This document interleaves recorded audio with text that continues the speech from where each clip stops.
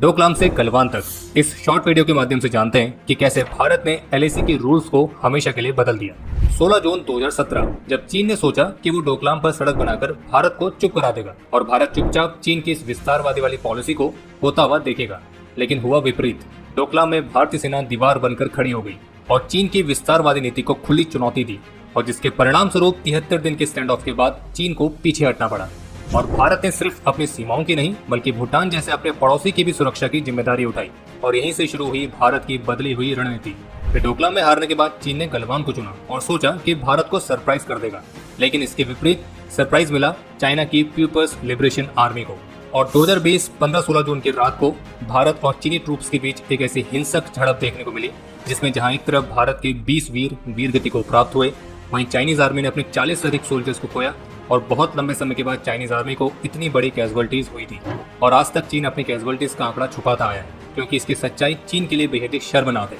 और गलवान के माध्यम से भारत ने दिखाया कि अब एलएसी पर सिर्फ कूटनीति नहीं बल्कि कुटाई नीति भी चलेगी। और अब प्रश्न ये आता है कि डोकलाम के 8 साल और गलवान के 5 साल के बाद एलएसी पर क्या कुछ बदला है? इसका उत्तर है बहुत कुछ। लद्दाख से लेकर अरुणाचल तक अब भारत की सड़कों की गूंज चीन तक सुनाई देती है। बॉर्डर के पास एयरबेस, उन एयरबेस पर एडवांस एयरक्राफ्ट, बॉर्डर इंफ्रास्ट्रक्चर्स पर तेजी से बढ़ोतरी, एलएसी पर भारतीय सेना के वीरों को तेजी से डिप्लॉय करने की भारत की एबिलिटी।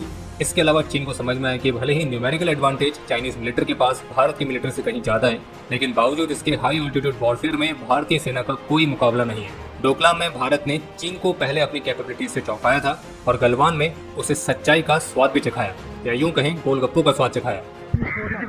उसका मुंह देखना, कोई नहीं गोलगप्पे खाएगा, गोलगप्पे खाएगा। डोकलाम अगर एक टेस्ट था तो भारत उसमें पास हुआ, और गलवान अगर एक जवाब था तो वो ऐसा था कि चीन इसको कई वर्षों तक याद रखेगा। और इस तरह से एलएसी पर भारत ने रूल्स को हमेशा के लिए ही बदल के रख दिया, क्योंकि जब चीन साउथ चाइना से निकल रहा था, ताइवान को धमका रहा था, विस्तारवादी वाली नीति पर तेजी से काम कर रहा था, और जब दुनिया बड़ी बड़ी बातें तो कर रही थी लेकिन उसके लिए कुछ नहीं कर रही थी, तब एक ऐसा देश था जिसने चीन के सामने डटकर कहा नो एंट्री। और या यूं कहें भारत ने साबित किया कि चीन की विस्तारवादी वाली नीति का एकमात्र ब्रेक है भारत।